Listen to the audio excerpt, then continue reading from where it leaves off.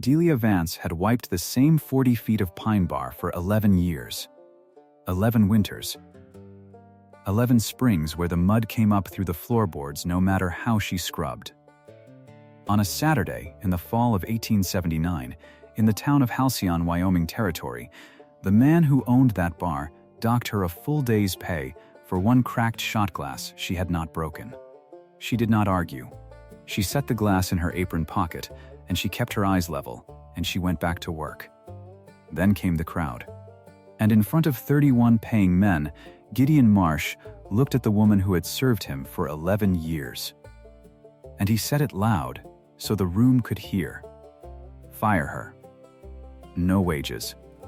She's lucky I don't bill her for the glass. 31 patrons watched. Not one of them looked up from his drink. So Delia walked out into the cold. She walked past the bank on the corner. And she did not stop, though 4 months earlier she had signed a paper inside that bank, a paper nobody in that saloon knew existed. If you believe quiet people read the fine print, this story is for you. Before we go on, do something small for me. Subscribe so Delia's story finds the people who need it. And comment the town you're watching from. I want to see how far this story travels. Now, let me take you back to the beginning. Delia was 44 years old, and she had been a widow for 11 of those years. Her husband, Thomas, had died young, and he had died badly. A freight wagon on the Cheyenne Road, a spooked team, a wheel that did not care whose leg it found. She had been 23. There had been no children yet. There would be no children now. She buried him on a Tuesday, and she was serving whiskey by Friday, because grief does not pay the rent, and the rent came due whether the heart was ready or not. The Gilded Spur was the biggest saloon in Halcyon. That was not the same as the best. It had a long pine bar that Marsh liked to call oak when strangers came through, a row of tarnished mirrors, a piano that had lost the will to stay in tune, and a chandelier of pressed tin that Marsh had bought second-hand from a failed hotel in Laramie. He liked things that looked like more than they were. He liked, most of all, to be seen buying them. Delia worked that floor 6 days a week, and sometimes 7. She learned the men. She learned which ones tipped, and which ones only said they would. She learned which ones got mean at the bottom of the bottle, and which ones got sad, and she learned to move a sad man toward the door before he became a mean one. She was good at it. She was better at it than Marsh ever knew, because a good server makes the work look like nothing, and a man like Marsh saw nothing and called it easy. She kept a tin box. It had once held tea, sent up from a mercantile in Denver, and it still smelled faintly of it when she opened the lid. Inside the box she kept her tally. Not her savings. Her savings lived somewhere safer. The tin box held the record of what she was owed, what Marsh had held back. It was a habit she had started her second year, after the first time he shorted her and smiled while he did it. A quarter here. 50 cents there. $1 for a tray she dropped when a drunk cattle hand shoved past her, though the drunk paid nothing, and she paid it all. Marsh called it breakage. He called it lateness, though she was never late. He called it discipline, and he said the word like it tasted good. By that autumn, the tin box held a figure written in her own small hand. $14.50. That was the sum of it. $14.50 in wages she had earned with her back and her feet and her patience, and had never been paid. It does not sound like a fortune. It was not a fortune. But it was hers, and he had taken it a coin at a time, and she wrote down every coin, because a woman who is being robbed slowly must at least keep the count. It is the only dignity theft leaves you. She never let it show. That was the thing about Delia the town missed. She was not weak. She was patient, which is a different animal entirely, and a rarer one. She had decided long ago that her roof was worth more than her pride in any single moment, and so she banked her pride, and she spent her patience, and she waited. She did not yet know what she was waiting for. But she waited well. The first offense of that season came on an ordinary Thursday, before the reveal that would end this whole story, and it came small. It was near the end of the night. The floor was thinning. Emmett Doyle, the old bartender, was drying glasses at the far end, slow and careful the way his hands had gotten.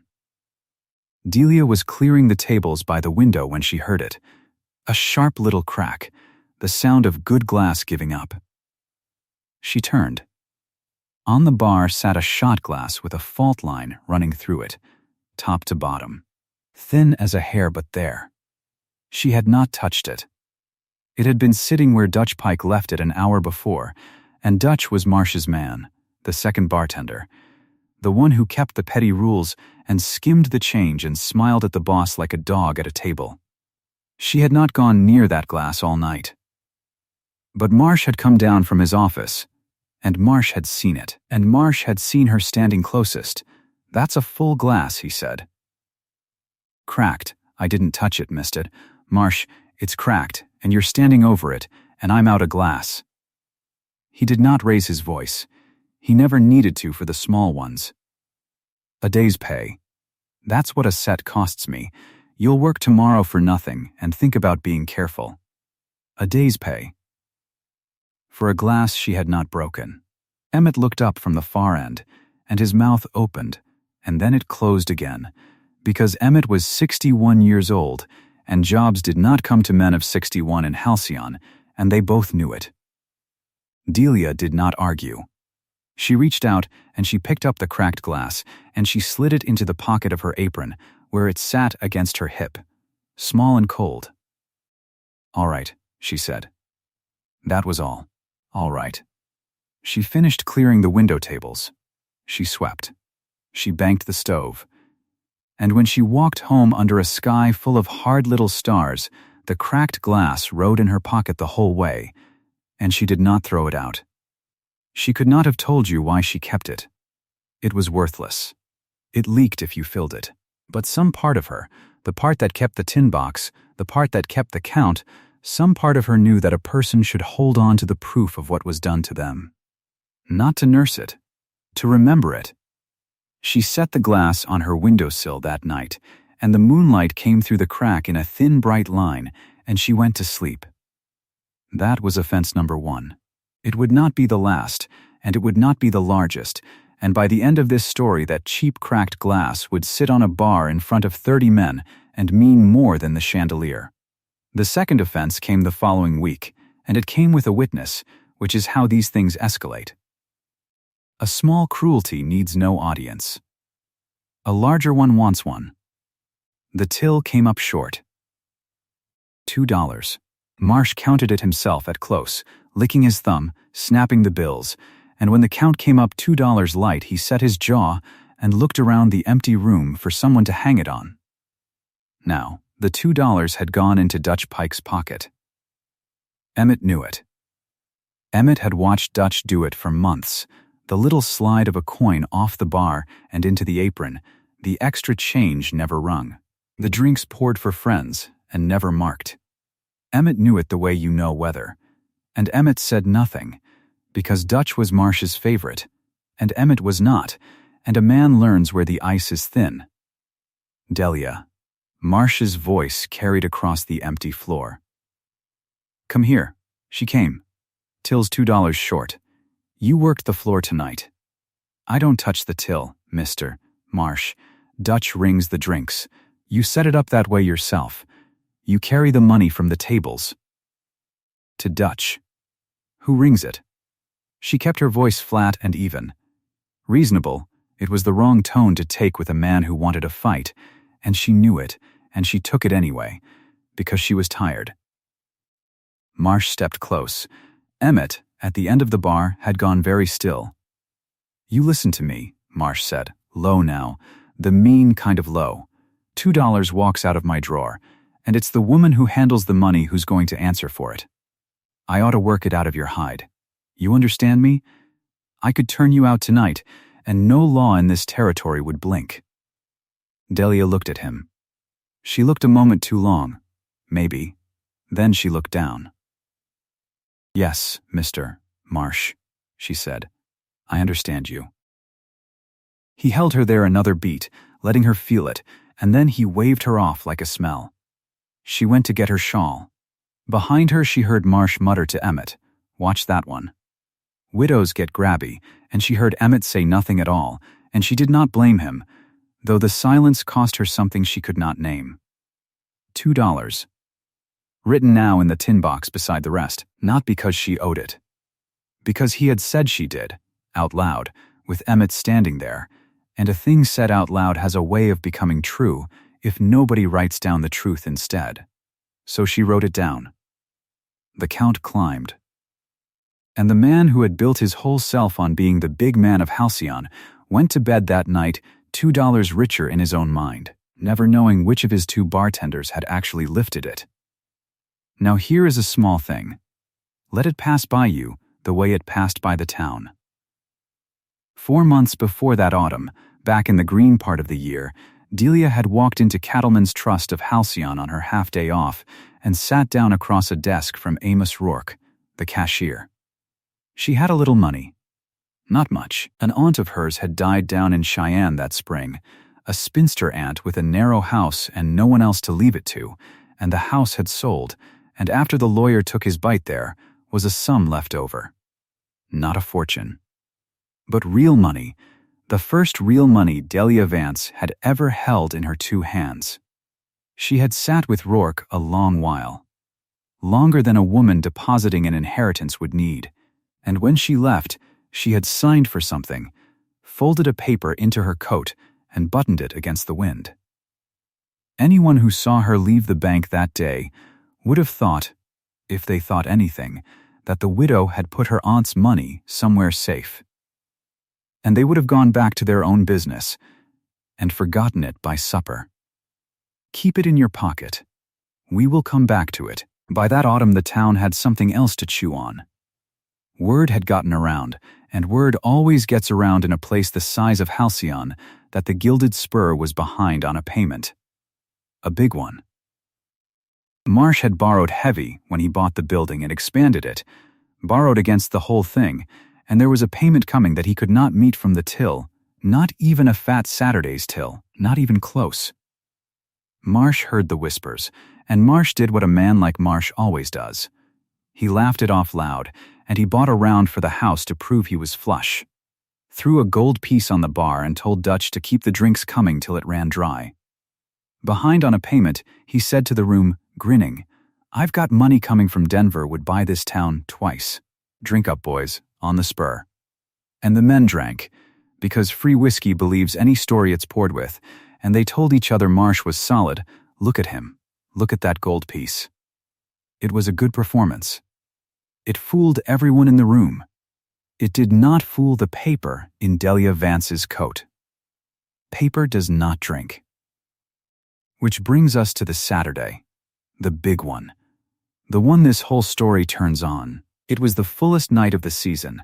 A cattle buyer had come up from Denver, a heavy-set man named Coyle, with a diamond stick pin and a loud laugh, and Marsh had spent the week telling everyone Coyle was going to invest in the Spur, going to make it the finest house between Cheyenne and the mountains. None of it was true. But Marsh needed it to look true. He needed Coyle to see a thriving place run by a big man who commanded his people. And so on that Saturday, with 31 paying customers on the floor, and the piano hammering, and the tin chandelier throwing its cheap light around the room, Gideon Marsh went looking for someone to command. He found Delia. She was carrying a tray, 4 whiskeys and a beer, threading the crowd the way she'd done 10,000 times, and she was doing it perfectly, and that was the problem. There is a kind of man who cannot stand to see a thing done well by someone he has decided is beneath him. It reminds him that the world does not actually agree with his ranking of it. Marsh watched her move easy through his crowded room, competent, calm, the real engine of the place, and something in him needed to break it in front of the Denver money. "Delia," he said it big. Theatrical. The piano faltered. Heads turned, Coyle's among them. Which was the point. She stopped. Turned, tray balanced. "Mr. Marsh?" He came across the floor toward her, thumbs in his vest, playing the big man for his audience. "You know," he said, "loud enough for Coyle. Loud enough for the whole room. I've been carrying you a long time." 11 years. And a man's got to ask himself what he's paying for. He let it hang. He was enjoying it. Cracked glasses. Short tills. A face like a funeral. "Mr. Coyle here runs a real operation. He knows you don't build something great by carrying dead weight." Delia stood very still. The tray did not tremble. That, too, he could not forgive. "So here's what we'll do." Marsh turned so the room could see his face, so it became a show. "Dutch.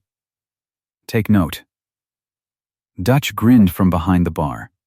And Gideon Marsh looked at the woman who had wiped his bar for 11 years, who had absorbed his cruelty a coin at a time, who was at that very moment holding a paper that owned the ground he was standing on, though he did not know it, would not have believed it, and he said the words that would follow him for the rest of his life. "Fire her. No wages. She's lucky I don't bill her for the glass." The room heard it. 31 men. Coyle chuckled into his drink. And here is the thing that Delia would carry longer than the words themselves. Not one of them looked up. Not one of them stood. Not one of them said, "Now hold on, that's not right, she's done nothing." They looked at their whiskey, and they looked at their cards, and they let it happen. Because it was easier. Because it was not their trouble. Because a man who will watch a woman robbed of her wages in front of 30 witnesses has already decided he would rather be comfortable than good.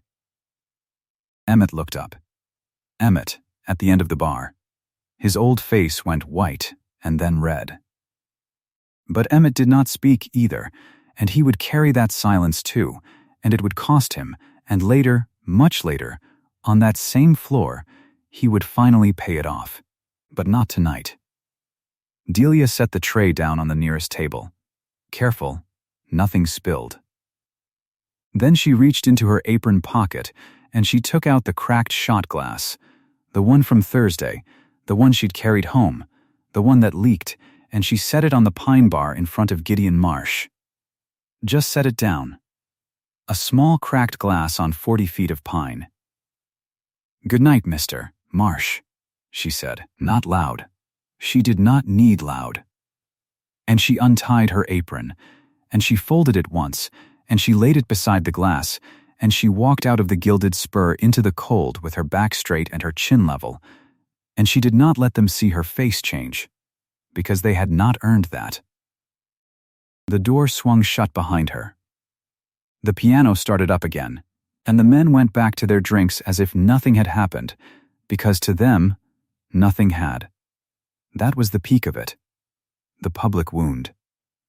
And if this were only a story about a cruel man and a patient woman, it would be a sad one, and it would end at that door in the cold.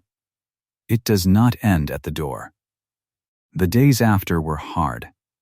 And I will not pretend they were not. Delia had her savings, but savings run, and a woman turned out of the biggest house in town wears the fact like a brand. The word had gone around by Sunday noon. Marsh fired the Vance woman, threw her out Saturday, said she was stealing. The truth of it did not matter. The story was cheaper than the truth, and it traveled faster. On Monday, she went to the back door of the Gilded Spur, not the front, she had too much sense for the front, and she knocked, and Dutch Pike opened it and leaned in the frame with that grin. "Well," he said. "I'm owed $14.50, Delia said. Wages held back across the season. And 2 for the till that I never touched. Mr. Marsh knows the figures. I've kept the count. I'll take what I'm owed and go." Dutch looked at her like she'd told a joke. "Boss says you get nothing. Boss says you're lucky he didn't have you up before the magistrate for the drawer." He started to close the door. Then he stopped, because cruelty likes a last word. "You want your $14, widow? You go find it in the street." And the door shut, and the bolts slid, and Delia Vance stood in the alley behind the saloon with her count in her tin box at home and not one coin of it in her hand. She tried the other doors. The hotel didn't need a woman. The Mercantile had a girl already. The other saloon, the small one down the block, had heard she was trouble. Marsh had seen to that. A word here, a word there. It costs a big man nothing to close every door in a small town. By Wednesday she understood. Halcyon had been told what she was, and Halcyon had agreed, the way a town agrees to anything that lets it stop thinking. She did not weep where anyone could see. Understand that about her. She went home each night to the narrow rented room and the cracked glass on the windowsill, and whatever she did there she did alone, and in the morning her chin was level again. She was not broken. She was deciding there is a difference, and Gideon Marsh had never in his life been quiet enough to learn it. On Thursday she walked into Cattleman's Trust of Halcyon for the second time that year. Amos Rourke saw her come in, and his face did a complicated thing. Rourke was not a cruel man. He was a careful one, which in a bank is nearly the same as good, and nearly the same as nothing, depending on the day. He rose from his desk and came around it, which he did not do for most, and he said, "Lo, Mrs. Vance," I heard. That's a poor business, what Marsh did. A poor business. He glanced at the other clerk and lowered his voice further. "You've come about the paper." "I've come about the paper," Delia said. He took her into the back, past the counter, to a small room with a table and a strongbox and a window too high to see out of. He sat her down. He got the folder. "And now, here, is the paper we put in our pocket 4 months ago, and I am going to unfold it for you the way Rourke unfolded it for her. Slow, so you feel the floor tilt the way she did not, because she already knew, and only the world was about to find out. You'll recall the terms," Rourke said, "but let me put it plain, since it matters now." He laid the document flat and turned it so she could read it, though she did not need to. This is the promissory note the Gilded Spur was built on. Gideon Marsh borrowed against the whole property, the building, the lot, the improvements, when he expanded 2 years back. $3,200, principal, secured by the saloon itself. The bank held it. He paused. The bank did not want to keep holding it. Marsh was slow, and getting slower, and a slow note secured by a frontier saloon is not a thing a careful bank enjoys carrying on its books. Delia said nothing. She let him lay it out. She had learned the value of letting a man say the whole thing. 4 months ago, Rourke went on, "You came in here with your aunt's money, and you asked me, you'll remember, whether the bank had any sound paper it might assign to a private party at a discount. And I had this. And the bank was glad, frankly, to have it off the ledger and the cash in the drawer." He touched the bottom of the page, where a signature sat in Delia's own small, careful hand. "You bought it, Mrs. Vance, 4 months ago. With your inheritance, and a note of your own for the balance, which you have been paying down quietly ever since. You are the holder of this instrument." He looked up at her, and for the first time the full shape of it seemed to reach him, and something like awe crossed his careful face. "Gideon Marsh does not owe the bank $3,200, Amos Rourke said. He owes you. He has owed you, personally, for 4 months. And the balloon payment the whole town's been whispering about, the one he cannot meet, that payment does not come due to Cattleman's Trust." He tapped the page once. "It comes due to you. 60 days from now, and it is secured by the building he stands in every night. The building he fired you out of on Saturday." The little room was very quiet. Somewhere out front a coin rang on the counter, and a clerk said thank you. "Come again." Delia Vance looked at the paper with her name on it, the paper nobody in that saloon knew existed. The paper she had carried home in her coat 4 months before, while Marsh docked her for glasses and short tills and called her dead weight in front of 31 men. She had bought his saloon out from under him and then gone on wiping his bar, saying, "Yes, Mr. Marsh. All right, Mr. Marsh," absorbing it, banking her pride. Because she had not yet decided, and because a card is strongest before it is played. He had told her to leave with nothing. She had walked out owning the ground he stood on. She did not smile. That is the part people always expect, and it is the part that never comes with a woman like Delia. She did not smile, and she did not gloat, and her hands did not shake.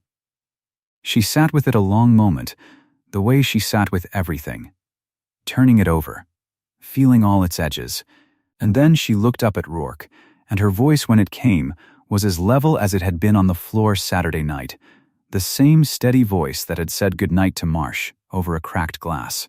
"Mr. Rourke," she said, "I want to do this properly. On the record. Every stamp, every signature, every filing the law requires. When the 60 days are up, I don't want him to have one loose thread to pull." She folded her hands on the table. He said no wages. He said fire her, in front of the whole town, and not one man stood up. "I'm not going to shout back at him, Mr. Rourke. I've done my shouting quiet, for 11 years, into a tin box." She drew a slow breath. "I'm going to hand him a piece of paper, the same as he handed me. And I'm going to do it in front of the same faces." Rourke looked at her for a long moment. Then he reached for his pen and his seal, and he drew the ledger toward him, and he said, very softly, "Let's make it proper then." And they did. That very afternoon, in the back room of Cattleman's Trust, Amos Rourke completed the assignment on the bank's record, stamped the transfer, entered the date and the sum and the security, and helped Delia Vance file formal notice of the balloon coming due, 60 days, to the holder, secured by the property of the Gilded Spur Saloon and Lot. She signed each place he showed her. He blotted each signature. The seal came down with a small firm sound, again and again, like a clock deciding something. When it was done, Rourke walked her to the front door himself, which he did not do for most. 60 days, he said. 60 days, she agreed. She stepped out into the afternoon. The wind had come up off the plain the way it did that time of year, cold and clean, carrying the smell of dust and cattle, and the first hint of the winter behind it. Down the street the Gilded Spur sat fat and lit, its false oak bar shining. Gideon Marsh somewhere inside it, buying rounds he could not afford on money that was no longer his to gamble with, telling Coyle and anyone who'd listen about the Denver fortune coming any day, never once wondering who now held the paper on the roof over his head. Delia stood on the bank steps and looked down the street at the place that had taken 11 years of her back and her feet and her patience, and had thrown her into the cold over a glass she never broke, and did not know, could not imagine, that the woman it had discarded now held it in the palm of her hand. He had said no wages. He was going to pay every cent, and he was going to pay it in front of the same men who would not look up. She buttoned her coat against the wind, and she started down the steps, and the Count in her tin box waited at home on the windowsill beside a small cracked glass that caught the light through its one thin line, and somewhere across town, laughing over a hand of cards, Gideon Marsh had 59 days left, and did not know it had already begun. The days after that went quiet, and Delia let them. She took a room above the milliner's shop on the far end of Main Street, $2 a week, a bed and a washstand, and a window that faced east so the morning came in early. She set the tin box on the sill, she set the cracked glass beside it, and in the mornings before the town woke, she would sit with her coffee and look at the two of them together, the box of what she was owed and the glass she never broke, and she would let herself feel nothing at all. That was the trick. She had learned it over 11 years. You did not rage. Rage was a thing that cost you, and she had already spent enough. Down the street, Gideon Marsh went on being Gideon Marsh. He did not know she was near. He did not think of her at all, except as a story he could tell. She heard it come back to her in pieces, the way things did in a small town. He told the men at the bar that the widow had made a scene. He told them she had been light-fingered, that the $2 proved it, that a man had to protect his own house. He told them she would be scrubbing floors in Laramie by spring, and he laughed when he said it, and the men laughed with him because he was buying. Emmett Doyle did not laugh. Emmett was 61 years old and had tended that bar longer than Marsh had owned it, and he had watched the whole thing from behind the taps with his mouth shut. Because a man who is 61 and has no other trade keeps his mouth shut or he starves. But he came to find her. He climbed the stairs above the milliner's on a Tuesday evening with his hat in his hands and stood in her doorway and could not quite look at her.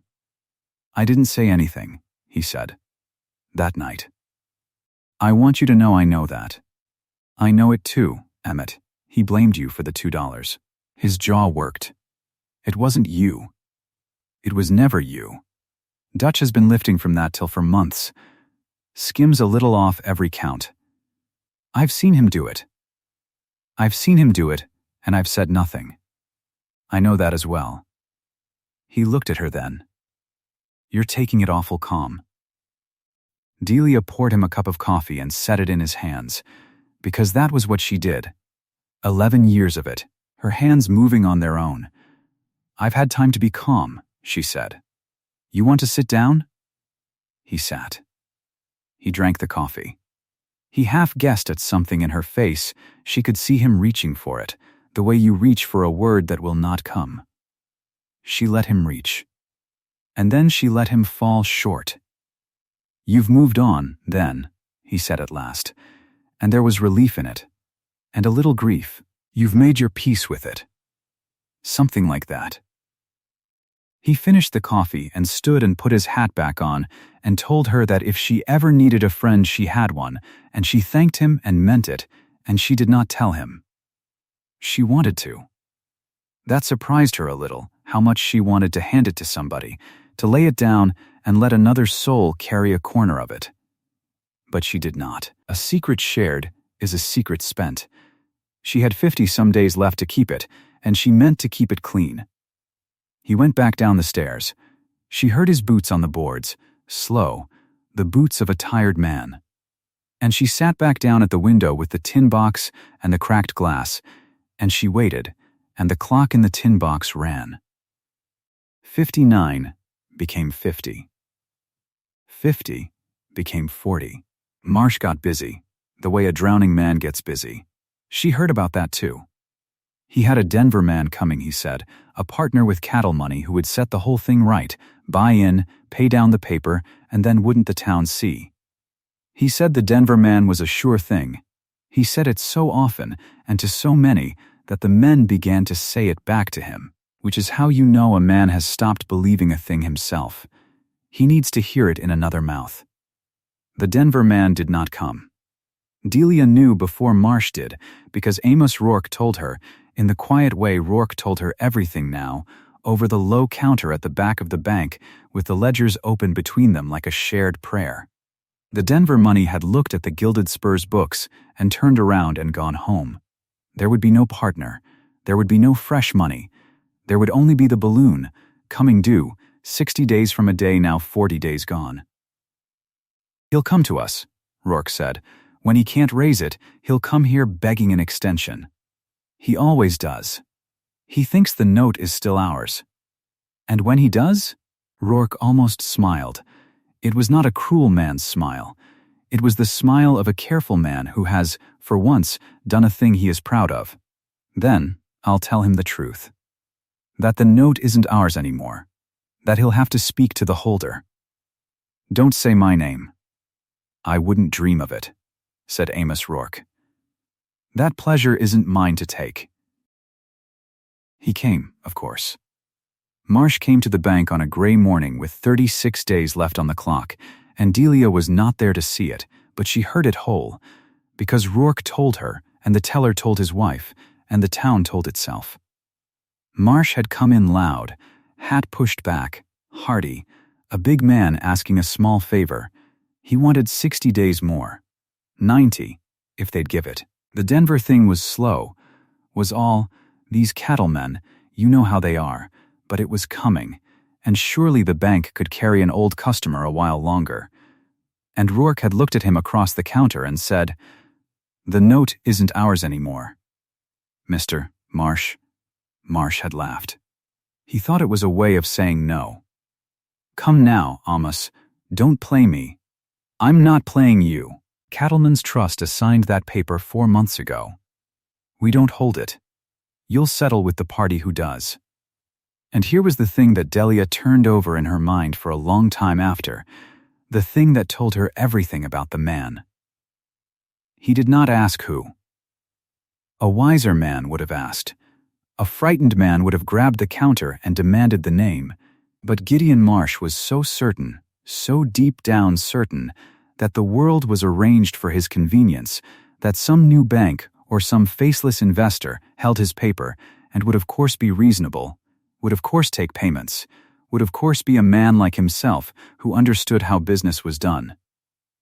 He did not ask who held the rope around his neck.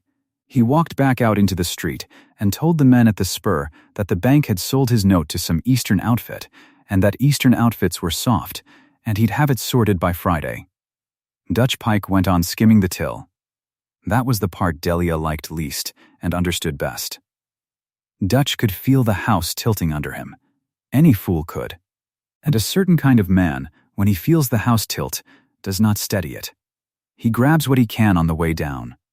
Dutch counted the drawer at night and slid his little tacks off the top, coin by coin, the way he had for months, and every coin he took was one more nail he was driving into his own board, though he did not know it, because he did not know who was about to own the house.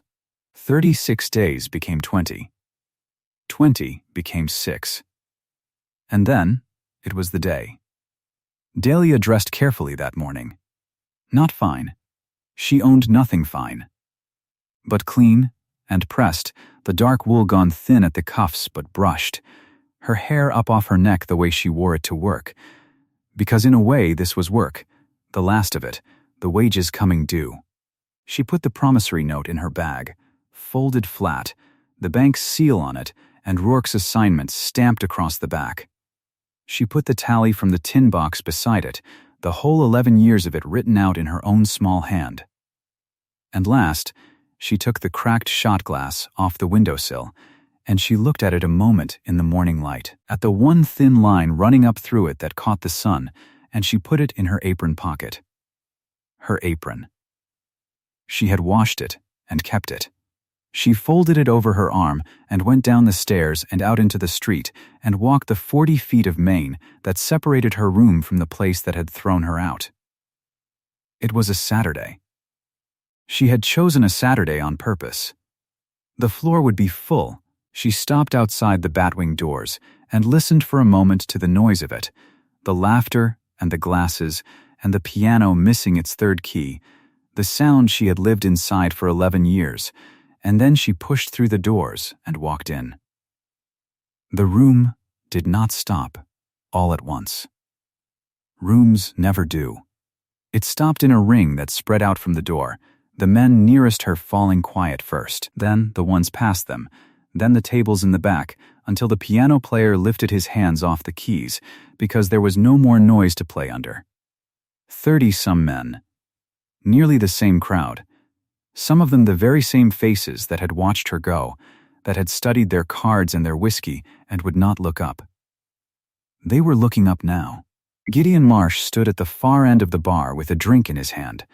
Dutch Pike stood behind the taps where she used to stand. And Emmett Doyle, old Emmett, was down at the end with a rag in his hand and his mouth already open a little, because Emmett had known the instant she walked in that something had come home. "Delia," Marsh said. He tried to make it big, tried to fill it out with the old bluster, but it came out thin. "We're not hiring. If that's what I'm not here for work, mister." Marsh, she walked. She walked the length of that pine bar she had wiped for 11 years, 40 feet of it, past the men who parted to let her by, and she did not hurry. And her heels were loud in the quiet.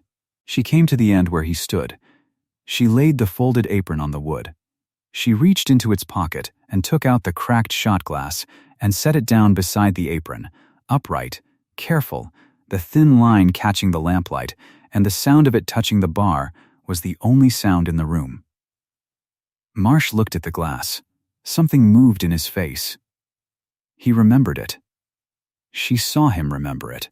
Then she opened her bag and took out the folded paper and laid it flat on the bar and turned it so he could read it right side up, and she smoothed it once with the flat of her hand, the way you smooth a tablecloth, the way she had smoothed 10,000 things across that same wood. "You owe me $14.50 in wages, Mr. Marsh," she said. Her voice was not loud. She did not need it loud. The room carried it. "That's what you held back off my pay across the years, for breakage and lateness and a glass I never broke. I've kept the count. It's here if you'd care to check it."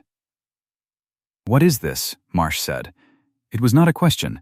It was a man's mouth moving while his mind fell behind. "And you owe the holder of this note $3,200 more. It came due today. It's secured by this building and the lot it sits on." She lifted her eyes to his and held them. "That's me, Mr. Marsh. I hold the note on your saloon. I've held it 4 months. I held it the night you told these men to fire me with no wages. Both debts settle today." You could have heard a coin drop on felt. Marsh's face went through it in stages, and she watched every one, because she had waited a long time to watch it. First the disbelief, the reflex to laugh, the certainty that this was a trick or a joke or a lie. Then the reaching for it, the same reaching she had watched cross Emmett's face, only in Marsh it came with terror behind it, because he was reaching not for a word but for the shape of his own ruin. Then the color leaving him. Then the color coming back all at once, red and ugly, as a cornered man reaches for the only thing he has left, which is bluster. "You," he said. "You bought." There's no. He turned to the room as if the room would save him, 30 men who a moment ago were his and now were only watching. "She's lying. A saloon girl can't hold paper on. Amos would never." Amos Rourke stamped the assignment himself, Delia said. "You spoke to him 6 days back. He told you the note wasn't the bank's anymore. He told you to speak to the holder. You didn't ask who. She let that sit. You never once thought to ask who. He had no answer for that. There was no answer for that. It was the exact shape of the man laid bare on the bar between them, and every man in the room could see it. And then Marsh did the last thing a falling man does. He found a lie and he grabbed it with both hands. "There's a partner," he said. Loud now, too loud. "There's a silent partner co-signed on that loan, and he'll fight this. You hear me? You don't own anything. He co-signed the original paper, and he'll tie you up in the courts at Cheyenne for 2 years before you see a nickel. You've made a fool's bet, woman, and you'll lose it." Something went over the room. A shifting, a doubt. It was a good lie. That was the danger of it. It was specific and it was said with force, and half the men there had heard, at one time or another, that Marsh had a money man behind him, because Marsh had said so himself in flush years to look bigger than he was. For a moment the floor tilted the other way. For a moment Delia Vance stood at the end of that bar with the paper under her hand and looked, to the room, like a woman who had reached too high. She did not flinch. "Then we'll settle it with the partner," she said. "Today, at the bank. You and me and Amos Rourke and this man you say co-signed. If he's real, he can say so to my face and Rourke's." She folded the note back up and put it in her bag. "I'll be at Cattleman's Trust at 2 o'clock, Mr. Marsh. Bring your partner. Or don't." And she picked up the apron, and she left the cracked glass sitting on the bar where he could look at it, and she walked back out through the batwing doors into the cold, and behind her the room stayed silent a long moment before it broke into a noise like a river. The silent partner was real. That was the thing Marsh had counted on, and it was nearly enough. His name was Harlan Weeks, and he ran cattle north of town, and 2 years back he had put his name on Marsh's paper to help an old friend look solvent, in exchange for a cut that had never quite materialized. He came to the bank at 2 o'clock in a good coat, sour and wary, a man who had smelled trouble on the wind and come to protect his own hide. And for the first quarter hour, in the close back office of Cattleman's Trust, with the lamp lit against the gray afternoon and Rourke's ledgers open on the desk, it looked as though Marsh had found his ground at last. "I co-signed that note," Weeks said. "That makes me party to it. You can't foreclose on a thing I've got my name in without my say, and I don't say." "You co-signed the original instrument," said Amos Rourke, and he said it gently, because gentleness was Rourke's way, and because he had spent the last 3 days with the ledgers, and he knew exactly what he was about to do. "Let's have a look at the original instrument, Mr. Weeks, since your name's in it. You'll want to see it's all in order." He laid the papers out on the desk. The original loan, the schedule of it, the signatures. Weeks leaned in to find his own name, and Marsh leaned in beside him, and Delia sat quiet in the corner and watched 2 men lean over a thing that was about to open under them both. "There's my mark," Weeks said, and touched it. Then he went still. "Something the matter?" Rourke asked. "This isn't," Weeks straightened. His face had changed. "I co-signed for $2,000. That's what he told me. $2,000, that was the figure. I'd never have put my name to more than that." He turned the paper toward the lamp. "This says 3,200. And this second line here, this initialing that raises it, that's—" He stopped. He looked at Marsh. "That's my hand copied over. That's not my writing. You put my name to $1,200 more than I ever agreed to. You forged the raise, Gideon, now, Harlan," Marsh began. "You forged my name to make yourself look richer to the bank." Weeks stood up out of the chair. He was a big man, too, bigger than Marsh, and there was a cattleman's cold anger coming up in him. "I came here to fight her note. I came here to protect what I'd signed. But I never signed this. You made this. And you'd have had me stand up in a court in Cheyenne and swear to a figure you forged, and hang myself next to you."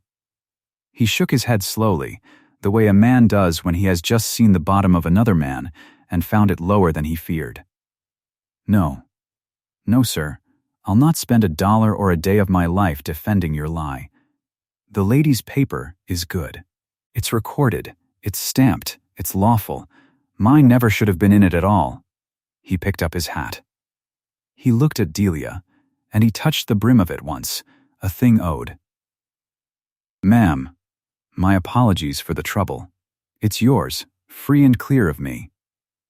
And he walked out and left the door open behind him, and the cold came in, and Gideon Marsh sat alone at the desk with the forged paper in front of him, and the last thing he had to stand on gone out the door.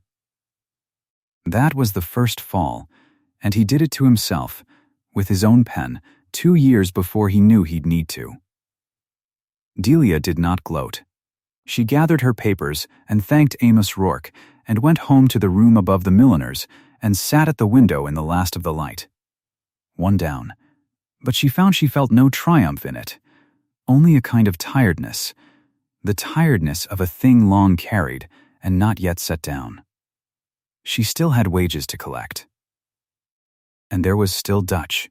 Dutch fell 3 days later, and it was Emmett who did it, and that was right, because Emmett had carried that silence longest. By then the town knew. The town knew all of it, the note and the forgery and the 2 o'clock at the bank, and the Gilded Spur that Saturday night was fuller than it had been in years, because a town will always come to watch a big man come down. Marsh was still behind his own bar, for now, because the 60 days of lawful notice had not run, and Delia had served it clean and proper. But he was a hollow thing behind it, pouring drinks with a face like a shut door. And Dutch Pike stood beside him at the taps, sullen, because Dutch could feel his own board tilting now, too. Emmett came out from the back with his rag over his shoulder, and he stopped in the middle of the floor, and he did a thing nobody had ever seen old Emmett Doyle do. He raised his voice. "I've got something to say, and I've held it 2 years, and I'll not hold it another night." The room turned. Delia Vance was blamed for $2 short in that till. He pointed at the drawer. In front of me. She was called a thief for it, to my face and hers. And I stood here, and I said nothing, and I've been ashamed of it every day since. And I'm done being ashamed. He turned and looked square at Dutch Pike. It was you. It's been you all along. You skim that drawer every night of the world. I've watched you do it. A little off the top, every count, for months. The $2 they hung on her was in your pocket, Dutch, same as all the rest of it. Dutch went white, and then loud. The same order Marsh had. You old fool, you can't prove. Count the drawer, Emmett said. Count it right now, in front of the room, against the day's tally. Count it and let's all see how it lands. He looked at the men at the tables. Somebody count it. And a rancher near the bar, a fair man everyone trusted, came around and counted it, and it came up short, that very night, the way it always did. And the shortage was exactly the shape of a man's small greed, and there it was in the open at last with 30 men watching. Dutch had no partner to blame, and no note to hide behind. He had only the drawer, short again, and the whole room's eyes. He was put out the door he had guarded. Marsh did not even lift a hand to stop it, because Marsh had nothing left to spend on loyalty. And the same men who used to laugh at Dutch's petty rules walked him to the batwing doors and put him through them into the dark. He left the county inside the week. Nobody was sorry. That was the second fall, and it came out of his own hand in the till, and Delia had to lift not one finger for it. She only had to hold the building long enough for the truth to have a floor to stand on. The last fall was hers to give, and she gave it in full daylight, on a Saturday, before a Saturday-sized crowd, in the place where it had begun. The 60 days ran out. She did not come with a sheriff, though she could have. She did not come with hard men or hot words. She came the way she had come the first time, alone, clean and pressed, with the papers in her bag. And she walked the 40 feet of pine bar, and she stopped at the end of it where Gideon Marsh stood in a room that was no longer his, and knew it. She set the tally on the bar first, the 11 years of it, written small in her own hand. Wages first, she said. You said no wages. I heard you say it, in this room, to these men. So we'll do the wages first, so they can hear it too. She opened her purse.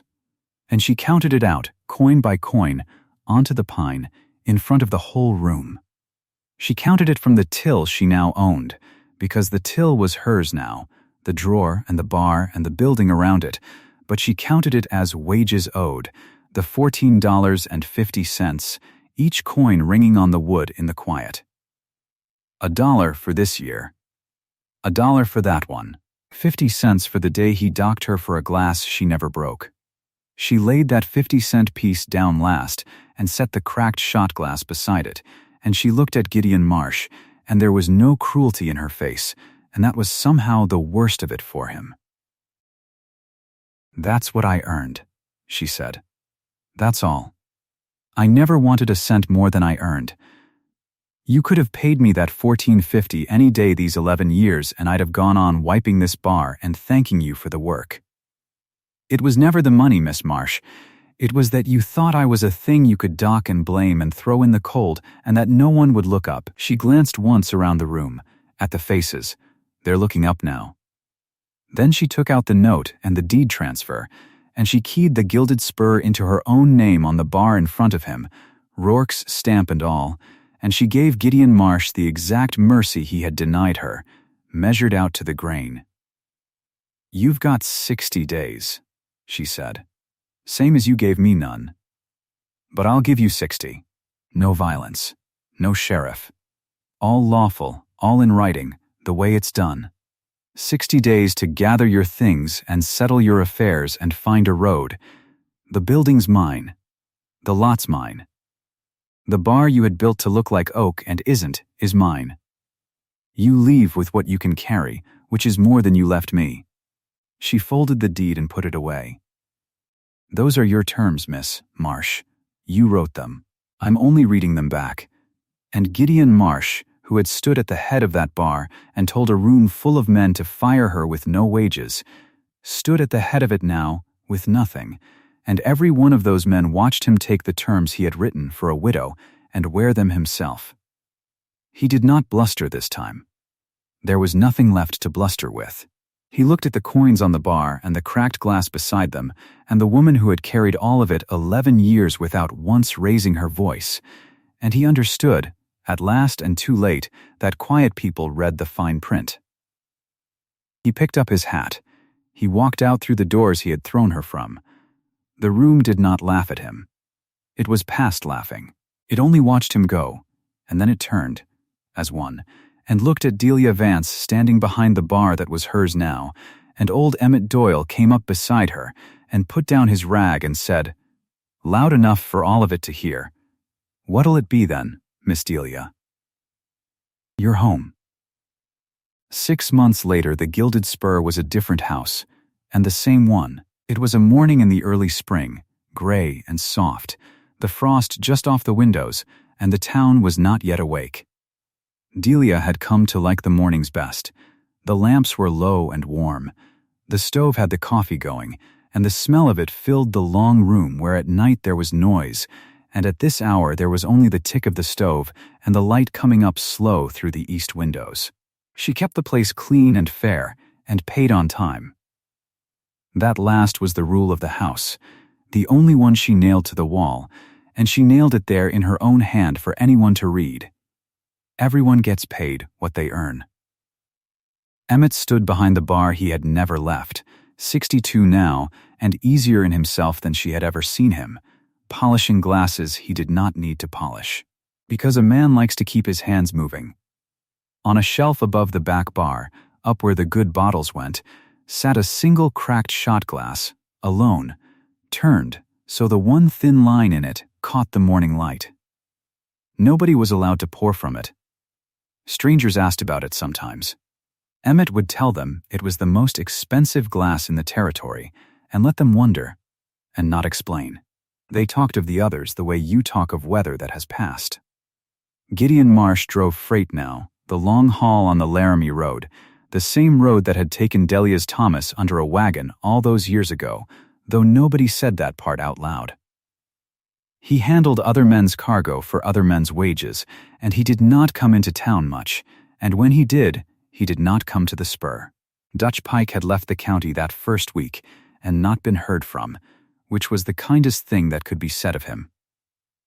The Denver man, the sure thing, the partner who was always coming any day, had never come at all, and by now the town had half forgotten he was ever spoken of, the way you forget a story you stopped believing.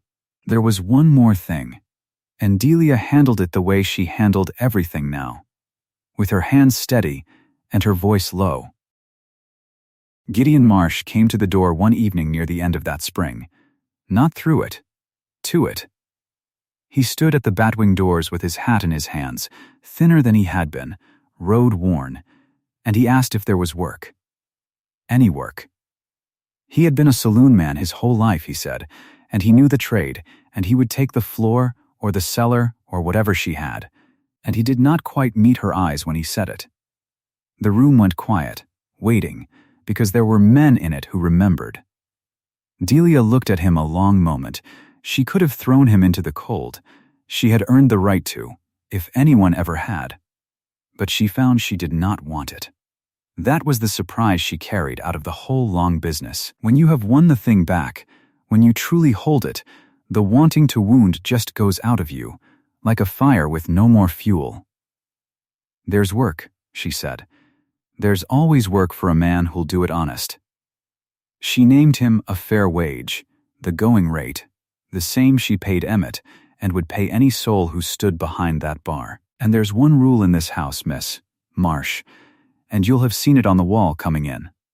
Everyone gets paid what they earn, every cent. On time. No dockings, no holdbacks, no blaming the drawer on the one who can't fight back." She held his eye. "You of all men ought to be able to keep that one. You wrote the lesson yourself. I only read it back to you." He looked at the sign on the wall. He looked at the cracked glass up on its shelf catching the last of the day. And whatever a man like that has instead of shame moved once behind his face, and he said, quiet, that yes, he could keep that rule. And thank you. He did not stay long, as it happened. A man who has been the big dog does not take easy to the floor, and by summer he had drifted on down the road for good, but she had offered it clean, and the offering was hers to keep, and it was worth more than the throwing out would have been. Delia Vance poured herself a cup of the morning coffee and carried it to the end of the bar, to the far end, the 40-foot end she had wiped for 11 years for another man, and wiped now for herself. She stood in the warm lamplight with the frost going off the glass and the town coming slowly awake outside, and she looked up once at the cracked shot glass on its shelf, the small hard trophy of everything, and she raised her cup to it, just barely, the way you'd nod to an old friend across a room. She had walked out of that place with nothing. On the word of a man who thought she was nothing, she had walked back in and taken the ground he stood on, coin by coin, all of it lawful, all of it earned, and not once had she needed to raise her voice. Quiet people read the fine print. Wherever you're watching this from, comment the name of your town below. I'd like to see how far Delia's story travels.